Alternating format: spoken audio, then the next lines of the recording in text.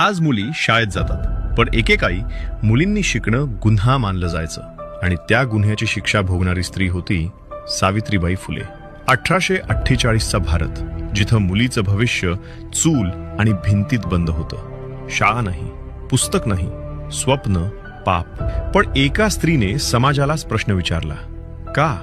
ती दररोज शाळेकडे चालत जायची. लोक शिव्या द्यायचे, दगड फेकायचे, शेण उडवायचे. ती दररोज घरातून निघायची, सोबत एक अतिरिक्त साडी घेऊन, कारण माणुसकीपेक्षा समाजाची घाण जास्त होती. पण तरीही ती शाळा उघडत राहिली, मुलींना अक्षरज्ञान देत राहिली. ती होती भारताची पहिली महिला शिक्षिका. आज जी मुलगी डॉक्टर आहे, इंजिनियर आहे, ऑफिसमध्ये आत्मविश्वासाने उभी आहे, ती सावित्रीबाईंचं स्वप्न आहे. 3 जानेवारी फक्त जयंती नाही, तो इतिहासाला दिलेला स्त्रीचा उत्तर आहे. जर सावित्रीबाई फुले तुमच्यासाठी